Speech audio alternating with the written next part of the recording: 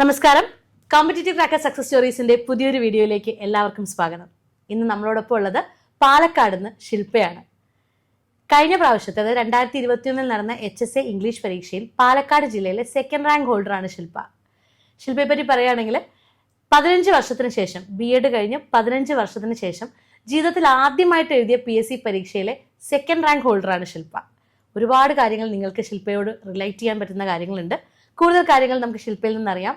ഒരുപാട് സന്തോഷത്തോടു കൂടി അഭിമാനത്തോടു കൂടി സ്വാഗതം ചെയ്യുന്നു കോമ്പറ്റേറ്റീവ് ക്രാക്കറിന്റെ സ്വന്തം ശില്പയെ. വെൽക്കം ശില്പ. Thank you. അപ്പം സെക്കൻഡ് റാങ്ക് അല്ലേ, സർവീസിൽ ജോയിൻ ചെയ്തു. ഏത് സ്കൂളാണ്? GHS മേഴത്തൂരാണ്.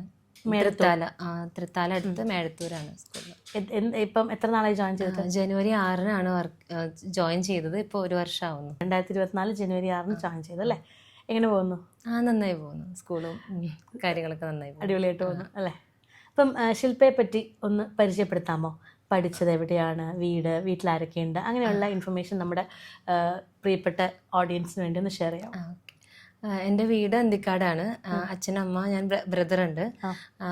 4ാം ക്ലാസ് വരെ GLPS അന്തിക്കാടിലാണ് പഠിച്ചത്. പിന്നെ 5 തൊട്ട് 10 വരെ സേക്രഡ് കണ്ടശാങ്കട് സ്കൂളിലാണ് പഠിച്ചത്. +2 തൃശ്ശൂർ ജില്ലയിലെ കണ്ടശാങ്കട്. +2 തൃശ്ശൂർ സേക്രഡ് ആർട്സിലാണ് പഠിച്ചത്. അതിനുശേഷം കേരളോർമയിലായിരുന്നു ഡിഗ്രി ലാസ്റ്റ് ഇയർ പഠിക്കുമ്പോഴായിരുന്നു കല്യാണം കഴിഞ്ഞത്. അതിനുശേഷം പിന്നെ മോളുണ്ടായി. അതിനുശേഷമാണ് ഞാൻ BEd ചെയ്തത്. 2008 BEd ചെയ്തു. 2008 BEd ചെയ്തത്. ഓക്കെ.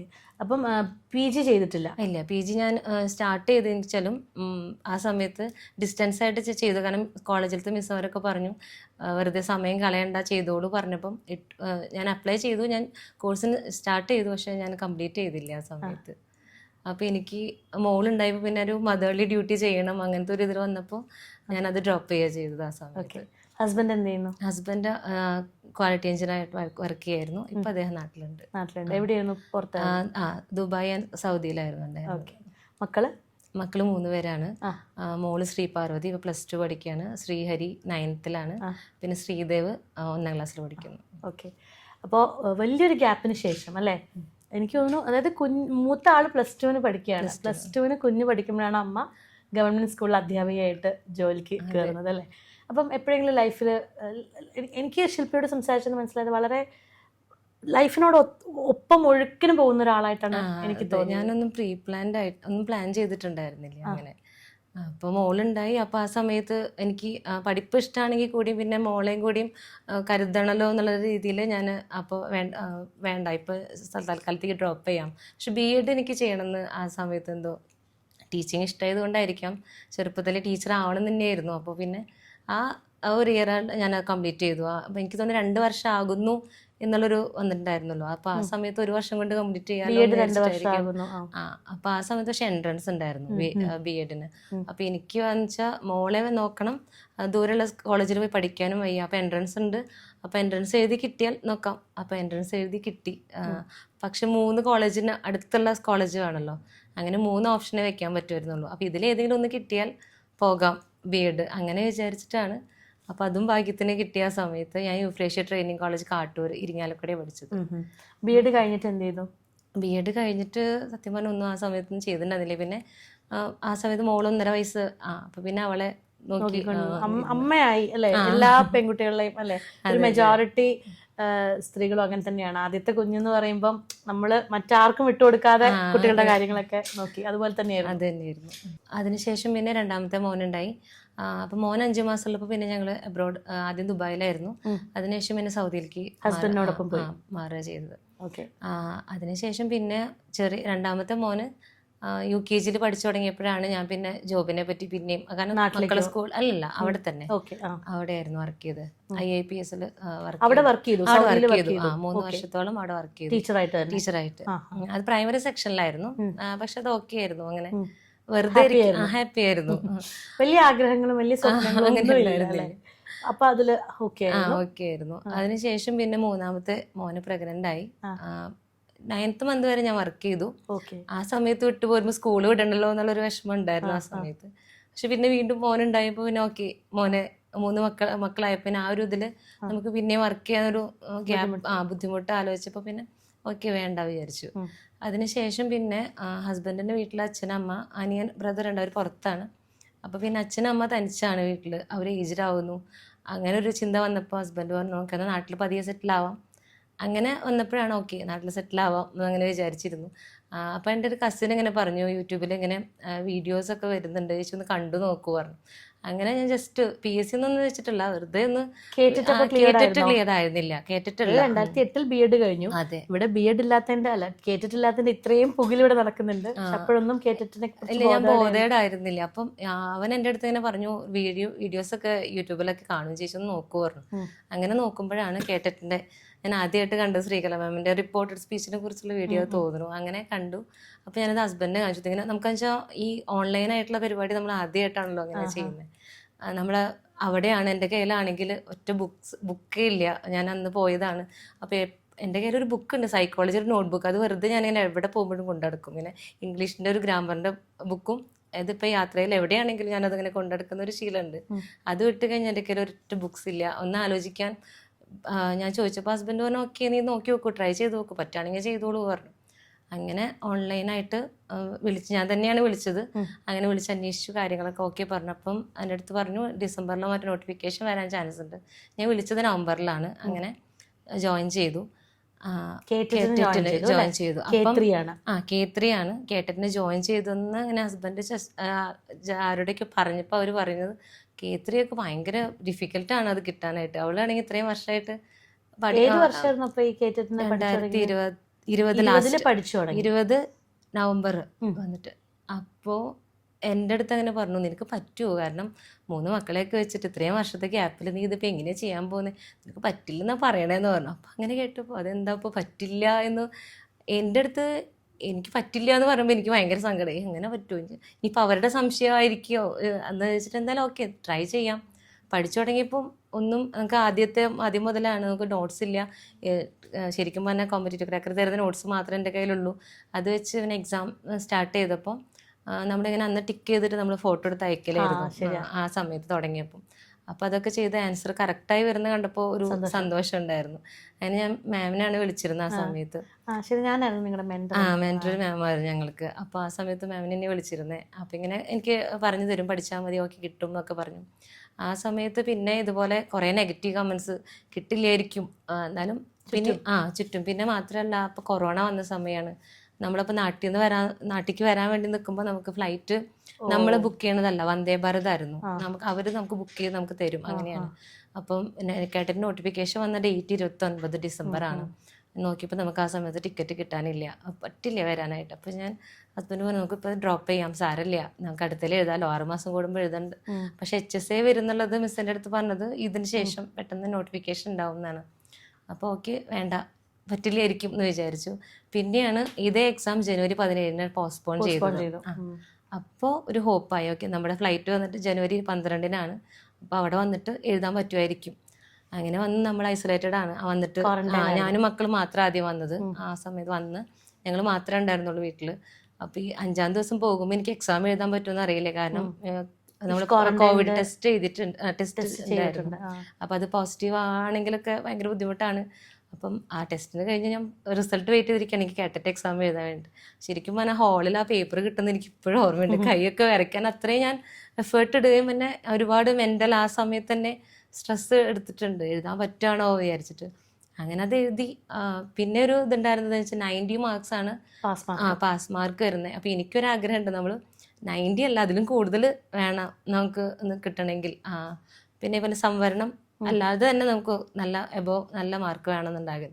അതിൽ 113 ആയിരുന്നു. അപ്പോൾ ഞാൻ മിസ്സിനെ തന്നെ ആദ്യം വിളിച്ചിട്ടുണ്ടായിരുന്നേ. അപ്പോൾ മിസ് പറഞ്ഞു തീർച്ചയായും HSA ട്രൈ ചെയ്യണം എന്നൊക്കെ പറഞ്ഞു. അപ്പോഴും എൻ്റെ മനസ്സിൽ ഞാനങ്ങനെ PSC എഴുതുന്നോ ഒന്നും വിചാരിച്ചിട്ടൊന്നുമില്ല. അതിനുശേഷം നോട്ടിഫിക്കേഷൻ വന്നു, ഓഗസ്റ്റിലാണ് വന്നത്. ഞാൻ കോമ്പറ്റേറ്റീവ് ക്രാക്കറിൻ്റെ കോഴ്സ് എടുത്തു. അതിനുശേഷമാണ് പിന്നെ അപ്പം പഠിച്ചു തുടങ്ങാൻ തീരുമാനിച്ചു. എന്തെങ്കിലും അറിയായിരുന്നോ? അതായത് HSAയിൽ എത്ര മാർക്ക് ഇത് നിങ്ങളുടെ സബ്ജക്റ്റ് ഉണ്ട്, ജനറൽ പേപ്പർ ഉണ്ട്, ഇങ്ങനെ ഒന്നും എനിക്കറിയില്ല. പരീക്ഷ പോലും എഴുതിയിട്ടില്ല. LD ഒന്നും എഴുതിയിട്ടില്ല? LP PSCനെ പറ്റി ഞാൻ ആലോചിച്ചിട്ടില്ല, അങ്ങനെ അറിവുമില്ല.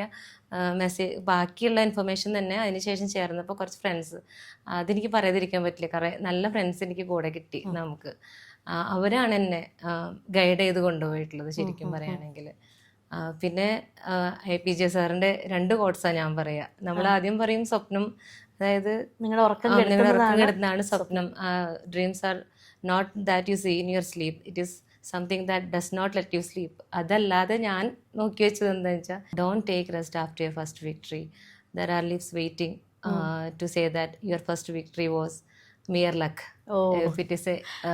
അതായത് നമ്മൾ രണ്ടാമത്തേതിൽ നമ്മൾ ശ്രമിച്ചിട്ട് പരാജയപ്പെട്ടാൽ ആദ്യത്തത് ഭാഗ്യമായിരുന്നു എല്ലാവരും. അതെ, അതൊരു വലിയ പോയിന്റ് ആണ് അല്ലേ. നമ്മൾ ആദ്യത്തത് വിജയിച്ചു, അപ്പം അത് നമ്മുടെ അധ്വാനമാണ് അല്ലെ. മറ്റുള്ളവർക്ക് എത്ര ഭാഗ്യമായിട്ട് തോന്നുവാണെങ്കിൽ അത് അധ്വാനമാണ്. രണ്ടാമത്തത് വിജയിച്ചാലേ ആദ്യത്തത് അധ്വാനമാണ് എല്ലാവരും സമ്മതിക്കുള്ളൂ, അല്ലെങ്കിൽ അതൊരു ഭാഗ്യം മാത്രമാവും.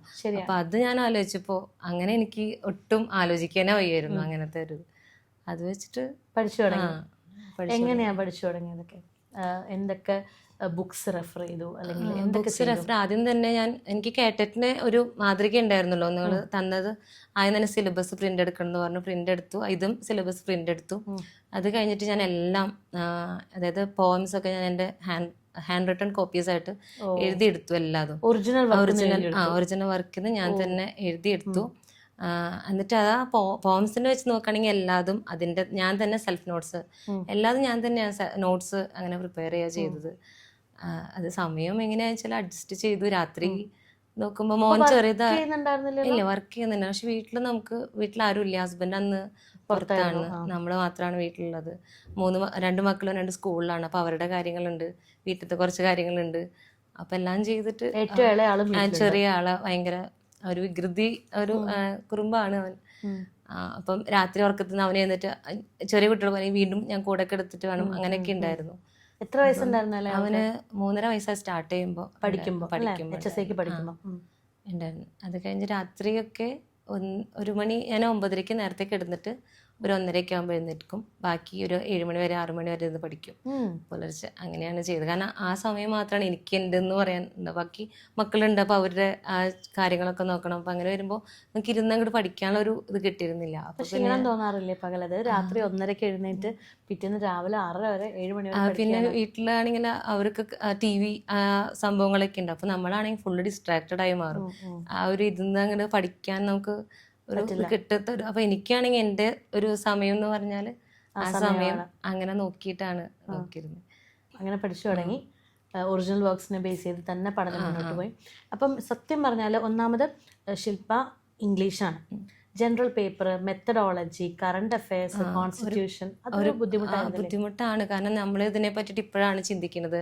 അപ്പം എനിക്ക് GK ഒക്കെ പഠിക്കാൻ ഇഷ്ടമാണ്, പക്ഷെ ഇതിനു മുൻപൊന്നും ട്രൈ ചെയ്യാത്തതുകൊണ്ട് എൻ്റെ രീതി എങ്ങനെയാണെന്ന് നമുക്ക് അറിയില്ല. അപ്പോൾ ഫ്രണ്ട്സായിട്ട്, എൻ്റെ ഫ്രണ്ട്സിൻ്റെ പേര് പറയാതിരിക്കാൻ എനിക്ക് പറ്റില്ല, സജീറ, ഷാഹിന ആൻഡ് നിഷ. കോമ്പറ്റേറ്റീവ് ക്രാക്കറിൻ്റെ നമുക്ക് ടെസ്റ്റ് സീരീസ് എടുക്കുമ്പോൾ നമ്മൾ ഇങ്ങനെ റാങ്ക് പബ്ലിഷ് ചെയ്യുമല്ലോ. അപ്പോൾ ആദ്യം തന്നെ എക്സാമിന് എൻ്റെ പേര് ഫസ്റ്റ് തന്നെ കണ്ടപ്പോൾ സത്യം പറഞ്ഞാൽ ഞാൻ തന്നെ ഞെട്ടിപ്പോയി. അങ്ങനത്തെ ഒരു ഇതിൽ നമ്മൾ എക്സ്പെക്ട് ചെയ്യുന്നേ ഇല്ലല്ലോ. പക്ഷെ അത് കണ്ടതിന് ശേഷമാണ് ഓക്കെ നമുക്ക് പറ്റുന്നുണ്ട്. ഇത്രയും വർഷത്തിന് ശേഷമാണെങ്കിലും എന്നെക്കൊണ്ട് പറ്റുന്നുണ്ട് പറയുമ്പോൾ ഞാൻ ആലോചിക്കുമ്പോൾ ഞാൻ PG കംപ്ലീറ്റഡ് അല്ല. അങ്ങനെ എൻ്റെ കൂടെ മത്സരിക്കുന്നവരാണെങ്കിൽ സെറ്റ്, നെറ്റ്, PhD ഒക്കെ ഉള്ള കാൻഡിഡേറ്റ്സ് ആണ്. അപ്പം അങ്ങനെ വരുമ്പോൾ അങ്ങനെയുള്ള കാര്യം ഞാനത് ചോദിക്കണം എന്ന് വെച്ചൊരു കാര്യമായിരുന്നു. അതായത് കൂടെ മത്സരിക്കുന്നവരിൽ ഭൂരിഭാഗം ആളുകളും PG കഴിഞ്ഞവരാണ്, ഹൈലി ക്വാളിഫൈഡ് അല്ലെങ്കിൽ സെറ്റ് ക്ലിയർ ചെയ്തവരാണ്, വർക്ക് ചെയ്യുന്നവരും ഒക്കെ ഉണ്ട്. അപ്പം അങ്ങനെ ഒരു ഫിയർ പോയിന്റ്. ആദ്യമായിട്ട് PSC എഴുതുന്നു, PSCയുടെ ഒരു എക്സാം പാറ്റേണും അറിയില്ല. ഇതൊക്കെ എപ്പോഴും ഒരു ഫിയർ പോയിന്റ് ആയിട്ട് തോന്നിയിട്ടുണ്ടോ? അത് അറിയില്ല എന്നൊരു അവസ്ഥ തോന്നിയിട്ടുണ്ട്. കാരണം നമ്മൾ കൂടെ കുറച്ചെങ്കിലും മെസ്സേജ് അയക്കുന്ന ഒരു ഫ്രണ്ട്സ് ഉണ്ടെങ്കിൽ അവർക്കെല്ലാം സെറ്റ് ഉണ്ട്. അപ്പോൾ അവർ മുൻപ് HSA എഴുതിയിട്ടുള്ളവരാണ്. ഒരുപാട് പേര് HSA എഴുതിയിട്ടുള്ളവരാണ്, കഴിഞ്ഞ 2015 അപ്പോൾ അങ്ങനെ നോക്കുമ്പോൾ എനിക്കൊന്നും ഞാൻ മുൻപേ അറിയാത്ത ഒരു കാര്യമാണ്. മേഖലയിലേക്ക് വന്നപ്പോൾ ഫ്രണ്ട്സ് തന്നെയാണ് എന്നെ അങ്ങനെ ഗൈഡ് ചെയ്തുകൊണ്ടിരുന്നത്. ഇങ്ങനെ ചെയ്താൽ മതി, ഇത് പഠിച്ചാൽ ഇങ്ങനെ നമുക്ക് കമ്പൈൻ സ്റ്റഡി ഒക്കെ ആയിട്ട് ചില സമയത്ത് നമ്മൾ കോളൊക്കെ ചെയ്ത് അങ്ങനെ പഠിക്കുമായിരുന്നു. കാരണം നമ്മുടെ പോലെ ഒരേ വേവ് ലെങ്ത് ഉള്ള ഫ്രണ്ട്സാണ്. കാരണം നമ്മൾ വീട്ടമ്മയായതിനു ശേഷം പിന്നെ പഠിക്കുമ്പോൾ എനിക്ക് തോന്നിയിട്ടുള്ളത് കുറേയും കൂടി നമ്മൾ അറിഞ്ഞ് പഠിക്കാൻ ശ്രമിക്കും എന്ന് തോന്നിയിട്ടുണ്ട്. കുറച്ചും കൂടി സീരിയസ് ആയിട്ട് പഠിക്കും. പഠിക്കുക എന്നുള്ളത് ഇഷ്ടമുള്ള കാര്യമാണ്. പക്ഷെ ആ സമയത്ത് നമ്മൾ പഠിക്കണം എന്ന് വിചാരിച്ചിട്ടായിരിക്കും പഠിച്ചിട്ടുണ്ടാവുക. ഓക്കെ. ഇപ്പോൾ നമ്മൾ പഠിച്ചിട്ടുള്ളത് എന്താ വെച്ചാൽ നമുക്കൊരു ഒരു എയിം ഉണ്ട്, നമ്മൾ ആവശ്യത്തിന് വേണ്ടി പഠിക്കുകയാണ്. പിന്നെ ഇത് ലാസ്റ്റ് ചാൻസ് ആണെന്നൊരു ഇതുണ്ട്. അപ്പോൾ പിന്നെ പഠിച്ചേ പറ്റുള്ളൂ. നമ്മൾ എത്ര നാള് പഠിച്ചു? നോട്ടിഫിക്കേഷൻ വന്ന സമയം തൊട്ട് ഞാൻ പ്രിപ്പയർ ചെയ്ത് നോട്ട്സ് ഒക്കെ ചെയ്ത്, അതായത് ഇതെല്ലാം ഹാൻഡ് റിട്ടേൺ ചെയ്ത് വെച്ചിട്ടുണ്ടായിരുന്നു. പിന്നെ കോഴ്സ് എടുത്തതിന് ശേഷം ആ ഒരു ഇതിൽ പഠിക്കാൻ തുടങ്ങി. ടൈം അപ്പോൾ ഒരു വർഷം ഉണ്ടായിരുന്നു? ഒരു വർഷം ഇല്ല, ഇല്ല. ഇപ്പൊ ഓഗസ്റ്റ് തൊട്ട് പിന്നെ ജൂണിലാണ്. അപ്പോൾ ഒരു 8-9 മാസം, 10 മാസം ഉണ്ടായിരുന്നു അല്ലേ? ഓക്കെ. ശരിക്കും പറഞ്ഞാൽ എല്ലാത്തിൻ്റെ ഒറിജിനൽ വർക്ക് ബേസ്ഡ് ആയിട്ട് തന്നെയാണോ പഠിച്ചത്? അത് ഞാനെല്ലാം ഞാനെല്ലാം വായിച്ചു, PDF മെറ്റീരിയൽസ് എടുത്ത് വായിച്ചു, നോവൽസ് എല്ലാം വായിച്ചു. അത് എനിക്ക് തോന്നുന്നു ഇപ്പോഴത്തെ കുട്ടികൾ അറിഞ്ഞിരിക്കേണ്ട ഒരു കാര്യമാണ്. പ്രത്യേകിച്ച് ഇംഗ്ലീഷ് പ്രിപ്പയർ ചെയ്യുന്ന കുട്ടികളുണ്ടെങ്കിൽ അവർ ഉറപ്പായിട്ടും മനസ്സിലാക്കേണ്ട കാര്യമാണ്. കാരണം ഒറിജിനൽ വർക്കിനെ ബേസ് ചെയ്ത് ക്വസ്റ്റ്യൻസ് വന്ന് നമ്മളത് വായിച്ചിട്ടുണ്ടെങ്കിൽ അത് എങ്ങനെ ചോദിച്ചാലും നമുക്കത് ആൻസറബിൾ ആയിരിക്കും. സാധാരണ HSC ചോദിക്കുന്നതും കഴിഞ്ഞ പ്രാവശ്യം ചോദിച്ച ക്വസ്റ്റ്യൻസ് വളരെ ചിലതൊക്കെ വ്യത്യാസമായിരുന്നു. ക്യാരക്ടേഴ്സിന്റെ പേര് എന്നുള്ളതിനേക്കാൾ കൂടുതൽ അവർ ചെയ്ത ആക്ടിവിറ്റീസുമായി ബന്ധപ്പെട്ടൊക്കെ കുറച്ച് ക്വസ്റ്റ്യൻസ് ഒക്കെ. പിന്നെ സ്റ്റേറ്റ്മെന്റ് ടൈപ്സും ഉണ്ടെങ്കിൽ നമുക്ക് എല്ലാതും നന്നായി, നമ്മൾ എത്രയും നന്നായിട്ട് വായിച്ച് അറിഞ്ഞാൽ മാത്രമേ നമുക്കത് ആൻസർ ചെയ്യാൻ പറ്റുള്ളൂ എന്ന് അത് നമുക്ക് തോന്നിയതാണ്. ഇങ്ങനെ കാരണം നമ്മൾ മുഴുവൻ വായിച്ചിട്ട് കഴിഞ്ഞിട്ടുണ്ടെങ്കിൽ എങ്ങനെ ക്വസ്റ്റ്യൻ വന്നാലും നമുക്കത് ആൻസർ ചെയ്യാൻ പറ്റുമല്ലോ. ഈ ഒറിജിനൽ വർക്ക് എവിടെ നിന്ന് കളക്ട് ചെയ്തിട്ട് അത്രയും സിലബസ്? ഞാനിങ്ങനെ മാക്സിമം ടെലഗ്രാം ഗ്രൂപ്പ്സിലൊക്കെ ഇതുപോലെ ലിറ്ററേച്ചർ ബേസ്ഡ് ആയിട്ടുള്ള ഗ്രൂപ്പ്സിലൊക്കെ ഇങ്ങനെ ആഡ് ആവാൻ ശ്രമിച്ചിരുന്നു. അപ്പോൾ അതിലിങ്ങനെ എല്ലാത്തിൻ്റെയും ഒറിജിനൽ വന്നിരുന്നു. അപ്പോൾ പിന്നെ അതൊക്കെ ഡൗൺലോഡ് ചെയ്ത് വായിക്കാം. ഞാൻ ഈ കൊറോണ വന്ന സമയത്ത് ഒരു വിഷ് ലിസ്റ്റ് എഴുതി വെച്ചെന്ന് പറഞ്ഞാൽ ഒന്ന് ഡ്രൈവിംഗ് ടെസ്റ്റ് പാസ്സാവണം എന്നായിരുന്നു, പിന്നെ ഒന്ന് PSC, ഒരു ഗവൺമെൻറ് ജോബ് എന്നേ വിചാരിച്ചിട്ടുള്ളൂ. അങ്ങനെ 2-3 വിഷസ് ഉണ്ടായിരുന്നു. നാട്ടിൽ പോകാം, ഇനി കാറ്ററ്റ് എഴുതാം, അതിൻ്റെ കൂടെ തന്നെ HSC വരികയാണെങ്കിൽ എഴുതാമെന്ന് ഹസ്ബൻഡിനോട് പറഞ്ഞപ്പോൾ ആളെൻ്റെ അടുത്ത് ആദ്യം ഒരിക്കലും കാരണം ഞാൻ ബേസിക്കലി ലേസിയാണ്, കുറച്ച് മടി അങ്ങനെ കൂട്ടത്തിലാണ്. അപ്പോൾ അത് കേട്ടപ്പോൾ അവർ തമാശയായിട്ട് കളയുക ചെയ്തത്. അപ്പം നിനക്ക് പറ്റുകയാണെങ്കിൽ നീ ചെയ്തു പോകുന്നുണ്ട്. അപ്പോൾ ഞാൻ ഈ വിഷ് ലിസ്റ്റ് കാണിച്ചു കൊടുത്തു. ഇതൊക്കെ എൻ്റെ ഒരു വിഷ് ലിസ്റ്റാണ്. കാരണം കൊറോണ വന്ന സമയത്ത് ഞാൻ 9 ദിവസം പനിയായിട്ടൊക്കെ എനിക്ക് ഇടുന്നു. അപ്പോൾ ഞാൻ തന്നെ വിചാരിച്ചല്ലോ പിന്നെ കൊറോണ മുന്നോട്ട് പോകുമെന്ന് അറിയില്ല. അപ്പോൾ നമ്മൾ ആ ഒരു വിഷ് ലിസ്റ്റ് അങ്ങനെ എഴുതി വെച്ചതാണ് സത്യം പറഞ്ഞാൽ. അതെല്ലാം നടന്നു? അത് നടന്നു. ഡ്രൈവിംഗ് ഒക്കെ പഠിച്ചു. ഓക്കെ. പിന്നെ അപ്പം ഈ പഠനം, അതായത് രാവിലെ 1:30 മുതൽ വൈകുന്നേരം രാവിലെ 7 മണി വരെയാണ് പഠിക്കുന്നതെന്ന് പറഞ്ഞു. ഈ പഠന സമയം എങ്ങനെയാണ് ഡിവൈഡ് ചെയ്തിരുന്നത്? അതായത് ഇപ്പം വായിക്കും എന്ന് പറഞ്ഞു, ഒറിജിനൽ വർക്ക്സ് വായിക്കണം, പരീക്ഷ എഴുതണം, ഒപ്പം GK പഠിക്കണം, ഇങ്ങനെയുള്ള കാര്യങ്ങളിലേക്ക് ഇത് എങ്ങനെയാണ് ഡിവൈഡ് ചെയ്തത്? GK ഞാൻ ലാസ്റ്റാണ് ശരിക്കും അതിന് കൂടുതൽ, അതായത് ലാസ്റ്റ് 6 മന്ത്സ് അല്ലെങ്കിൽ 1 ഇയർ അല്ലേ പറഞ്ഞിരുന്നത്. അപ്പം ആദ്യത്തെ ഞാൻ GK ഇമ്പോർട്ടൻസ് കൊടുത്തിരുന്നില്ല. അവസാനം വന്നപ്പോഴാണ് കുറേ ക്വസ്റ്റ്യൻ പോൾസ് ഒക്കെ ഇങ്ങനെ അപ്പോൾ പോൾസ് അറ്റൻഡ് ചെയ്യുമായിരുന്നു അതിൻ്റെ ബേസ് ചെയ്തിട്ട്. പിന്നെ ക്രിറ്റിസിസം ഒക്കെ വെച്ച് നമ്മൾ നോക്കുമ്പോൾ ഓരോ ക്ലാസ് ഞാൻ ലൈവ് ക്ലാസ് ഒന്നും മിസ് ചെയ്യാറില്ല. നമ്മൾ കോമ്പറ്റേറ്റീവ് CCയുടെ ലൈവ് ക്ലാസ് ഒന്നും മിസ് ചെയ്യാറില്ല. കാരണം നമുക്ക് വേറെ സമയമില്ല. ഈ ലൈവ് ചെയ്യുന്ന സമയത്ത് നമ്മളെല്ലാം വീട്ടിലത്തെ കാര്യങ്ങളൊക്കെ ചെയ്ത് 7 മണിക്കാണ് മിക്കത് ആശ്രമം ലൈവ് ഇടാറ് രാവിലെ. അപ്പോൾ ആ സമയത്ത് എല്ലാം അപ്പം തന്നെ നോട്ട്സ് ചെയ്തെടുക്കാറോ പതിവ്. കാരണം അത് വീണ്ടും റെക്കോർഡ് വേർഷൻ കാണാനുള്ള ടൈം ഉണ്ടാവാറില്ലല്ലോ. അപ്പം അങ്ങനെയാണ് ചെയ്യാറ്. പിന്നെ അപ്പം ലൈവ് ക്ലാസ്സസ് അങ്ങനെ പോയി. പിന്നെ ഈ ടൈം ടേബിൾ ഫോളോ ചെയ്തു? ടൈം ടേബിൾ ഫോളോ ചെയ്തിരുന്നു. അപ്പോൾ സിലബസിലെല്ലാം കവർ ചെയ്യാൻ ഞാൻ ശ്രമിച്ചിട്ടുണ്ട്. ആദ്യം തന്നെ പോംസ് എടുത്തു, അതിനുശേഷം കുറച്ച് ഡ്രാമ, അപ്പോൾ അത് വായിക്കും. അതിനെ ബേസ് ചെയ്തിട്ട് യൂട്യൂബിൽ ഏതെങ്കിലും വീഡിയോ അങ്ങനെ ഉണ്ടെങ്കിലും ക്വസ്റ്റ്യൻസ് ക്വിസസ് ചെയ്യാറുണ്ട്. അപ്പോൾ റിവിഷൻ പോലെ ക്വിസ് ചെയ്യും. അങ്ങനെ ചെയ്തിട്ട് പിന്നെ ഇടയ്ക്കിടയ്ക്ക് റിവൈസ് ചെയ്യാറുണ്ട്. അതങ്ങനെ അതിപ്പോൾ നമ്മളിപ്പോൾ കിച്ചണിൽ വർക്ക് ചെയ്യുകയാണെങ്കിലും എന്താ പറയുക, ചപ്പാത്തി ഉണ്ടാക്കുകയാണെങ്കിലും എന്ത് ചെയ്യാനാണെങ്കിലും ഇത് പ്ലേ ചെയ്തുകൊണ്ടേയിരിക്കും. അത് ഓൺലൈൻ പ്ലാറ്റ്ഫോമിന്റെ ഒരു വലിയ ഗുണം. അതാണ് ഞാൻ ശരിക്കും പറയുകയാണെങ്കിൽ കൊറോണ വന്നതുകൊണ്ടാണ് ഞാൻ ഇപ്പോഴും PSC എഴുതാൻ പറ്റുമെന്ന് വിശ്വസിക്കുന്നത്. ഒരുപാട് റാങ്ക് ഹോൾഡേഴ്സ് പറയുന്ന ഒരു സ്റ്റേറ്റ്മെന്റ് ആണ്. നമ്മുടെ PSC നമ്മുടെ റാങ്ക് ഹോൾഡേഴ്സ് മീറ്റപ്പ് വെച്ചപ്പോഴൊക്കെ ഏറ്റവും കുട്ടികൾ പറഞ്ഞു കൊറോണ വന്നതുകൊണ്ടാണ്. അല്ലാതെ എനിക്ക് പോയിട്ട് പഠിക്കാൻ പറ്റും, ഓഫ്ലൈനായിട്ട് ഒരു കോച്ചിങ്ങിന് പോയിട്ട് പഠിക്കാൻ പറ്റും ഞാൻ ഒരിക്കലും വിചാരിച്ചിട്ടില്ല. അങ്ങനെ വീട്ടിലത്തെ സാഹചര്യം അങ്ങനെയായിരുന്നു. മക്കളെയൊക്കെ മാറ്റിയിട്ട്, കാരണം അവർ നാട്ടിൽ വന്ന സമയത്താണ് അവർ നാടായിട്ട് അഡ്ജസ്റ്റ് ചെയ്യാനുണ്ടായിരുന്നുള്ളൂ. ആ സമയത്ത് ഓൺലൈൻ ക്ലാസ് കുറച്ച് അവർക്കും ഓൺലൈൻ ക്ലാസ് ഉണ്ടായിരുന്നു. പുതിയ സ്കൂളാണ് അവർക്കൊക്കെ. അപ്പോൾ അവർ ഭയങ്കര അവരും മെന്റലി സ്ട്രഗിൾ ചെയ്തുകൊണ്ടിരിക്കുന്ന ഒരു സമയത്താണ് ഞാനും ഇങ്ങനെ പഠിച്ചുകൊണ്ടിരിക്കുമ്പോൾ മക്കളൊക്കെ എന്ത് പറയും? മക്കൾക്കും ഞാൻ ഒരു പഠിക്കാനുള്ളതൊക്കെ കൊടുത്തിട്ട് ഞാനിരിക്കും, സപ്പോർട്ട് ചെയ്തിരുന്നു. അതായത് ഒന്ന് ആലോചിച്ച് നോക്കണം, 15 വർഷത്തിന് ശേഷം അമ്മ പഠിക്കാനിരിക്കുക, അല്ലേ? അതുവരെ വീട്ടുജോലികൾ മാത്രം ചെയ്തുകൊണ്ടിരുന്ന അമ്മ ഒരു സുപ്രഭാതത്തിൽ പഠനത്തിലേക്ക് മാറുവാണ്.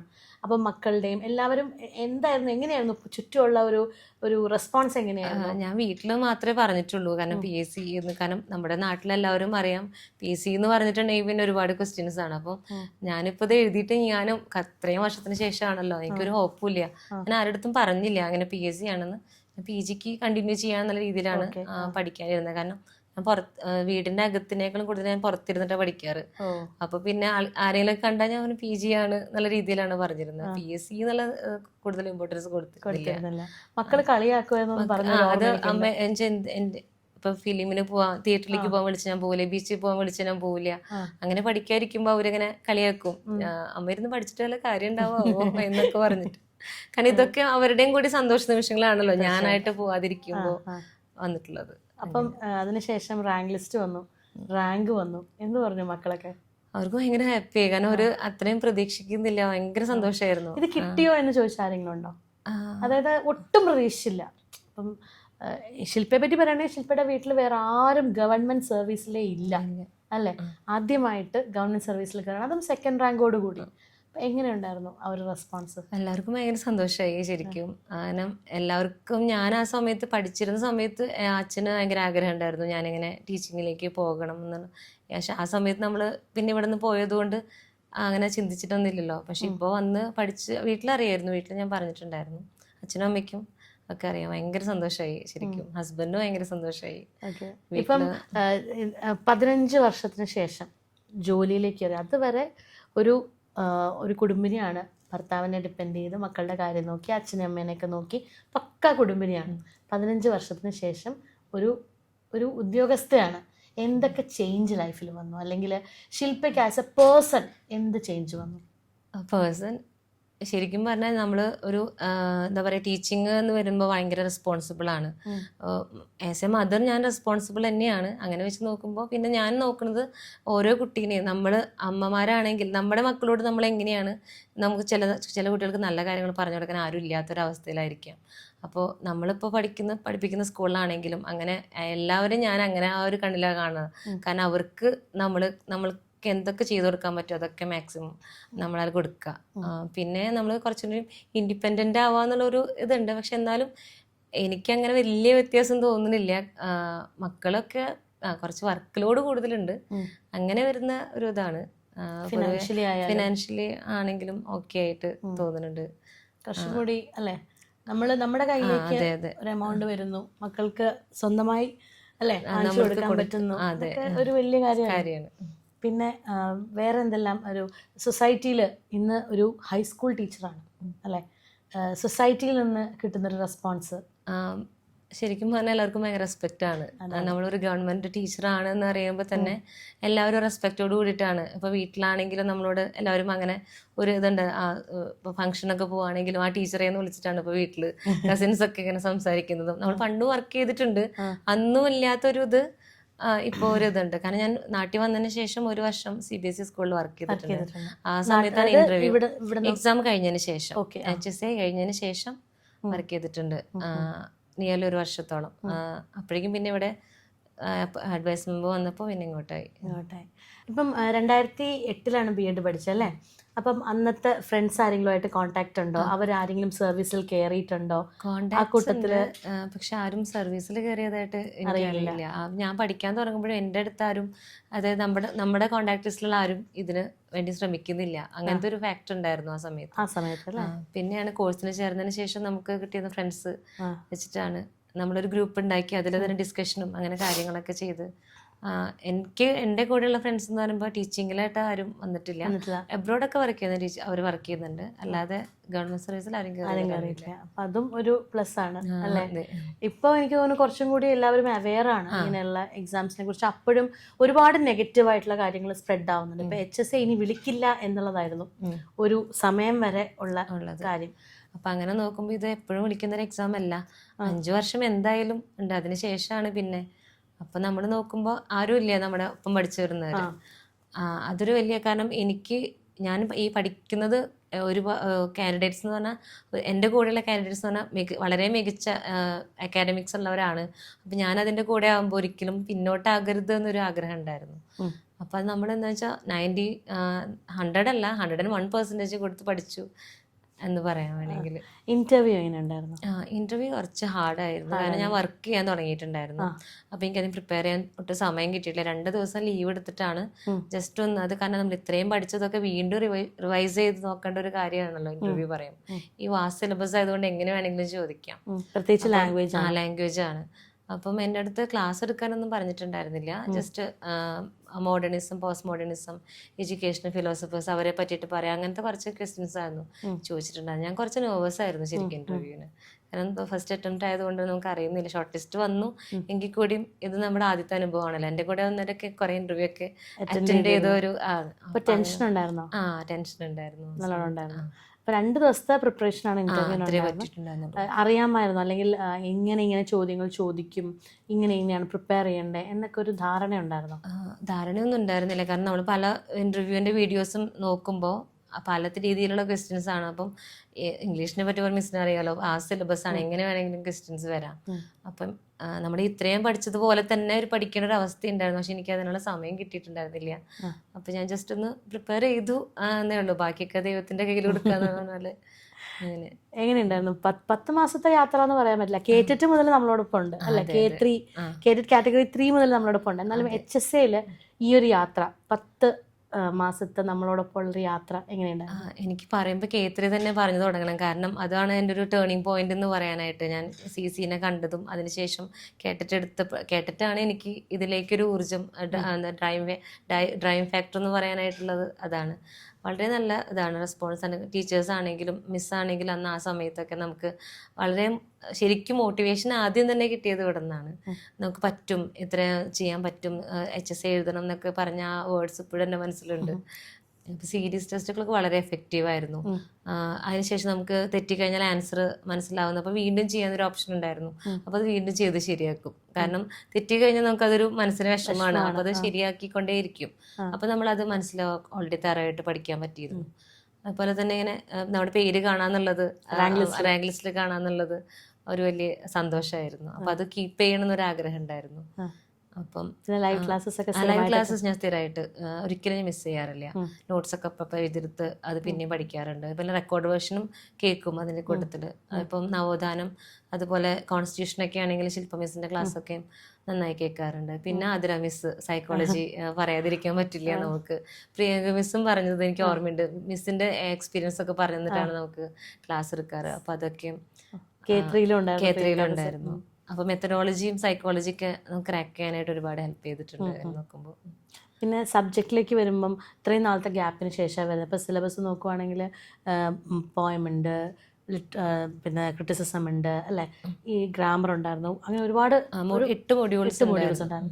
ഏതായിരുന്നു ഏറ്റവും ബുദ്ധിമുട്ടുള്ള ഭാഗം? ക്രിറ്റിസിസം തന്നെയായിരുന്നു ബുദ്ധിമുട്ടുണ്ടായിരുന്നത്, ലിറ്റററി ടേംസും കുറച്ച്. അപ്പോൾ ഞാനിത് പറഞ്ഞ പോലെ നടരാജൻ സാറിൻ്റെ ബുക്ക് വാങ്ങി എനിക്കൊക്കെ ഒറിജിനൽസ് വായിച്ച്, അങ്ങനെ എനിക്ക് എന്നെയാണ് കൂടുതൽ വിശ്വാസം എന്ന് പറഞ്ഞ പോലെ അത് കൂടുതൽ വായിച്ച് നോട്ട്സൊക്കെ പ്രിപ്പയർ ചെയ്തിട്ടാണ് പഠിച്ചിട്ടുണ്ട്. ഏതിനാണ് ഏറ്റവും കൂടുതൽ മാർക്ക് സ്കോർ ചെയ്തത്? ഈ ഇത്രയും ഭാഗങ്ങളിൽ 8 മോഡ്യൂളിൽ ഏത് ഭാഗത്തായിരുന്നു ഏറ്റവും കൂടുതൽ? ലിറ്ററേച്ചറിൽ തന്നെയായിരിക്കും മാർക്ക് സ്കോർ ചെയ്തിട്ടുള്ളത്.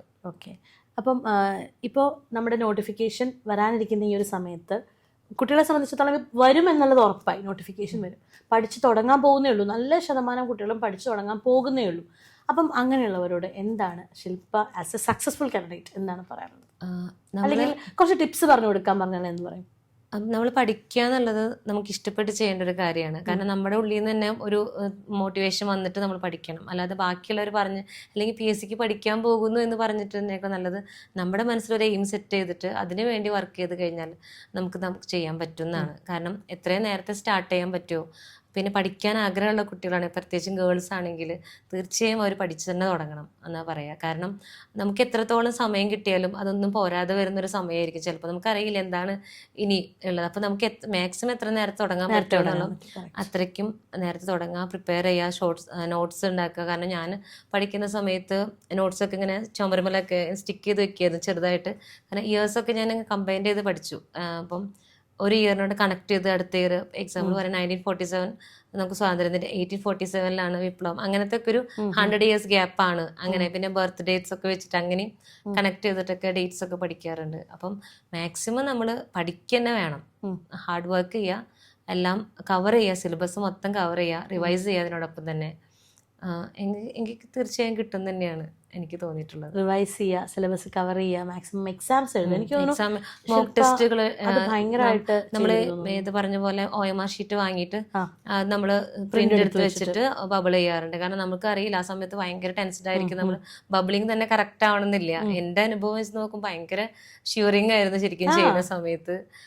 എക്സാമിന്റെ സമയത്ത് കാരണം ആദ്യത്തെ എക്സാം ആണ്, എനിക്ക് അറിയുന്നില്ലല്ലോ എങ്ങനെയാ കംപ്ലീറ്റ് ചെയ്ത് എത്രയ്ക്ക് ആവാന്നുള്ളത്. അപ്പം എന്റെ കൂടെ ഇരിക്കുന്നവരൊക്കെ ഭയങ്കര എഴുതി തെളിഞ്ഞവരാണെന്നൊരു ഇതുണ്ടായിരുന്നു. പക്ഷെ ആ ഒരു ഇത് വെച്ച് നോക്കുമ്പോൾ ഞാൻ ഫസ്റ്റ് ടൈം ആണല്ലോ, അപ്പൊ ആ ഒരു ടെൻഷനൊക്കെ ഉണ്ടായിരുന്നു. എക്സാം കഴിഞ്ഞപ്പോ എന്ത് തോന്നി? എക്സാം കഴിഞ്ഞപ്പോൾ കുറച്ച് കൺഫ്യൂസിങ് ഉണ്ടായിരുന്നു. അത് എൻ്റെ ഇതിൽ എനിക്ക് എളുപ്പം എന്ന് പറയാൻ പറ്റിയിട്ടില്ല. ഞാൻ പൊതുവെ എൻ്റെ കയ്യിൽ കിട്ടിയാൽ മാത്രമേ വിശ്വസിക്കുന്ന ആളാണ്. അപ്പൊ എക്സാം കഴിഞ്ഞപ്പോഴും ഞാൻ ആദ്യം നോക്കിയില്ല, നോക്കിയില്ല. ഈ രാത്രി എൻ്റെ ഫ്രണ്ട് വിളിച്ച് നോക്ക് പറഞ്ഞപ്പോഴാണ് ഞാൻ പിന്നെ ഒന്ന് നോക്കി. ഓക്കെ 68 ഒക്കെ ആയിരിക്കാം മേ ബി, നമുക്ക് അറിയണില്ലല്ലോ ഇനി ഇതുപോലെ എന്തൊക്കെ നെഗറ്റീവ് മാർക്സ് വരും എന്നുള്ളൊരു ഇതിൽ. പിന്നെ 6 ക്വസ്റ്റ്യൻസ് അതിൽ ഡിലീറ്റ് ആയിട്ടുണ്ടായിരുന്നു. അപ്പം നമുക്ക് റാങ്ക് അറിയുള്ളൂ, മാർക്ക് അറിഞ്ഞിട്ടില്ല അതുവരെ. ഇന്റർവ്യൂവിന് എത്ര മാർക്ക് ഉണ്ടെന്ന് അറിയില്ല. ശരി, ആ സമയത്ത് അത് ഷെയർ ചെയ്തിട്ടുണ്ടായിരുന്നില്ല. ഓക്കെ, അപ്പം ഒരുപാട് സന്തോഷം. നമ്മുടെ റാങ്ക് ഹോൾഡേഴ്സ് മീറ്റപ്പിന് ശില്പ വന്നില്ല എന്നുള്ളത് ഞങ്ങൾക്ക് ഭയങ്കര സങ്കടമായിരുന്നു. കാരണം ഞങ്ങൾ ഉറപ്പായിട്ട് വരും എന്ന് വിചാരിച്ച ഒരാളായിരുന്നു. ഇംഗ്ലീഷിൽ 2nd റാങ്ക് സർവീസിൽ കയറിയ ഒരാളാണ്. അപ്പം എനിക്കിവിടെ ഫീൽ ചെയ്തൊരു കാര്യം എന്ന് പറഞ്ഞാൽ, ഒരു പറ്റില്ല എന്ന് തീരുമാനിക്കാനുള്ള ഒരുപാട് കാരണങ്ങൾ കയ്യിലുണ്ടായിരുന്നു ഇല്ലേ? ഒരുപാട് കാരണങ്ങളുണ്ടായിരുന്നു. പറ്റില്ല, എന്നെ കൊണ്ട് നടക്കില്ല എന്ന് തീരുമാനിക്കാൻ പറ്റുന്ന. ഇടയ്ക്ക് സംസാരിച്ചപ്പോൾ എനിക്ക് തോന്നി, ഇനി ആ കാരണങ്ങളെല്ലാം അറിയാത്തതാണോ അതോ എന്താണെന്നുള്ളത് എനിക്ക് അതായത് PG ഇല്ലാത്ത ഒരാളാണ്, അതൊരു ഫിയർ ഫാക്ടർ ആയിരുന്നു അല്ലേ? 15 വർഷത്തിന് ശേഷം ഒരു പരീക്ഷ എഴുതുകയാണ്, അതൊരു ഫിയർ ഫാക്ടറാണ്. കേറ്റിട്ട് പോലും ആ സമയത്താണ് എഴുതിയെടുത്തിട്ടുള്ളത്, അതൊരു ഒരു ഒരു എന്താ പറയുക, ഫിയർ ഫാക്ടർ തന്നെയായിരുന്നു. അങ്ങനെ എല്ലാ കാര്യങ്ങളും വർഷങ്ങളായി പഠിച്ചതിന് വേണ്ടി ഇരുന്ന ഒരാളോ അല്ലെങ്കിൽ ഒരു PSC പരീക്ഷയ്ക്ക് വേണ്ടിയും പഠിച്ചിട്ടുള്ള ഒരാളല്ല. വീട്ടിലായാലും ഒരുപാട് ഉത്തരവാദിത്തങ്ങളുടെ നടുക്കുള്ള ഒരാളാണ്. പക്ഷെ ആ ഫിയർ പോയിന്റ് ഒന്നും വകവയ്ക്കാതെ മുന്നോട്ട് ഇഷ്ടത്തോടു കൂടി പഠിച്ചു. ത്രൂ ഔട്ട് ആ ഒരു ഇഷ്ടം മെയിൻറ്റെയിൻ ചെയ്തു. പഠിക്കാൻ വേണ്ടി പഠിച്ചില്ല, റാങ്കിന് വേണ്ടി പഠിച്ചില്ല അല്ലേ, ജോലിക്ക് വേണമെന്ന് മനസ്സിലാഗ്രഹം ഉണ്ടായിരുന്നു. ഒപ്പം ഇഷ്ടത്തോടു കൂടി ആ വിഷയം നന്നായിട്ട് തന്നെ പഠിച്ചു. അതിൻ്റെ ഫലം തന്നെയാണ് ആ ഒരു റാങ്ക്. അത് എല്ലാ അർത്ഥത്തിലും അർഹിക്കുന്ന ഒരു റാങ്കാണ്. 1 വർഷമായിട്ട് ഇന്ന് അധ്യാപികയാണ്. സ്കൂള് ഒക്കെ അടിപൊളിയാണ്. കുട്ടികളൊക്കെ സ്നേഹമുള്ള കോവർക്കേഴ്സ് ആണെങ്കിലും ഭയങ്കര സിൻസിയർ ആയിട്ടുള്ള ടീച്ചേഴ്സാണ് അവിടെ ഉള്ളത്. അപ്പം ആ ഒരു സ്കൂളിൽ വർക്ക് ചെയ്യാൻ പറ്റിയതിൽ എനിക്ക് ഭയങ്കര സന്തോഷമാണ്. ഇപ്പം മേടത്തൂർ അല്ലേ? മേഴത്തൂർ. ഓക്കെ, അപ്പം അതോടൊപ്പം തന്നെ ഇനി PG ഇടയ്ക്കൊന്ന് ഡ്രോപ്പ് ചെയ്തു, അത് കണ്ടിന്യൂ ചെയ്യുന്നില്ല? തീർച്ചയായും ചെയ്യണം അല്ലേ? തീർച്ചയായിട്ടും ചെയ്യണം. ഒത്തിരി സന്തോഷമുണ്ട്, ഞങ്ങൾക്ക് അഭിമാനമുണ്ട്, പറയാതിരിക്കാൻ പറ്റില്ല. കോമ്പറ്റേറ്റീവ് ക്രാക്കറിനെ സംബന്ധിച്ചിടത്തോളം ഈ ഒരു റാങ്കിൽ, ഈ ഒരു വിജയത്തിൽ ഞങ്ങൾക്ക് ഒത്തിരി സന്തോഷമുണ്ട്, ഒരുപാട് അഭിമാനമുണ്ട്. അപ്പം കുട്ടികൾക്കായാലും എല്ലാവർക്കും ഒരു നല്ല മാതൃകയാണ്. ഒത്തിരി സന്തോഷം ഇവിടെ വരെ വന്നതിന്. നല്ല ദൂരം ഉണ്ടായിരുന്നു ഇവിടെ വരാനാണ്, എന്നാലും ഇവിടെ വരെ വന്നതിനും ഒക്കെ എന്താ പറയുക, ഒരുപാട് സന്തോഷം. Thank you. ഇപ്പോൾ ഒരു ചെറിയൊരു ടോക്കൺ ഓഫ് അപ്രിസിയേഷൻ അന്ന് നമ്മുടെ റാങ്ക് ഹോൾഡേഴ്സ് മീറ്റപ്പിന് എത്താൻ സാധിച്ചില്ല, ഭയങ്കര സങ്കടമായി പോയി ഞങ്ങൾക്ക്. എന്നാലും നമ്മുടെ ഒരു ചെറിയൊരു സമ്മാനം. അപ്പോൾ ഇത് നമ്മുടെ ശില്പയുടെ ഹസ്ബൻഡാണ്. സർ, പേരെന്താണ്? സായിനാഥ്. ഇത് പ്രതീക്ഷിച്ചിരുന്നോ ഈ ഒരു 2nd റാങ്ക്? ഇങ്ങനെ ഒരു പ്ലാൻ തുടങ്ങിയപ്പോൾ, കാരണം ഒരു ബന്ധമില്ലാത്തൊരു ഏരിയയിലേക്ക് പെട്ടെന്ന് അല്ലേ വന്നപ്പോൾ എക്സ്പെക്ട് ചെയ്തോ? കാറ്ററ്റ് ചെയ്യുന്ന പറയുന്ന സമയത്ത് ഒട്ടും പ്രതീക്ഷയില്ലായിരുന്നു. അപ്പോൾ ശില്പാനോട് പറഞ്ഞപ്പോൾ ഞാൻ തീരെ പ്രതീക്ഷിച്ചിട്ടൊന്നല്ല, എന്തെങ്കിലും ട്രൈ ചെയ്തോട്ടെ എന്ന് മാത്രമേ വിചാരിച്ചുള്ളൂ. പക്ഷെ ഫസ്റ്റ് അപ്പിയറൻസ് തന്നെ കാറ്ററ്റ് കിട്ടിയപ്പോൾ പിന്നെ വർക്ക് കണ്ടപ്പോൾ, അവളുടെ ഹാർഡ് വർക്കൊക്കെ കണ്ടപ്പോൾ ഒരു പ്രതീക്ഷ ഉണ്ടായിരുന്നു. പിന്നെ ഉണ്ടായിരുന്നു, അവൾ വർക്ക് ചെയ്യുന്ന രീതിയും കാര്യങ്ങളൊക്കെ കണ്ടപ്പോൾ, വളരെ ടാർഗറ്റഡ് ആയിട്ട് വർക്ക് ചെയ്യുന്നതും ഷെഡ്യൂൾ ചെയ്ത് പഠിക്കുന്നതും ഒക്കെ കണ്ടപ്പോൾ അതിൽ പ്രതീക്ഷ ഉണ്ടായിരുന്നു. ഓക്കെ, ഇപ്പൊ കിട്ടി, ഒരു സർക്കാർ ഉദ്യോഗസ്ഥയാണ്. എന്ത് തോന്നുന്നു? വളരെ സന്തോഷം. ശരിക്കും ഒരിക്കലും പ്രതീക്ഷിക്കാത്ത ഒരു അങ്ങനെ ഒരു ഹാർഡ് വർക്കിന്റെ ഒരു അതൊന്ന് പറയാം, അതന്നെ. ഒരുപാട് സന്തോഷം ഒരിക്കൽ കൂടി.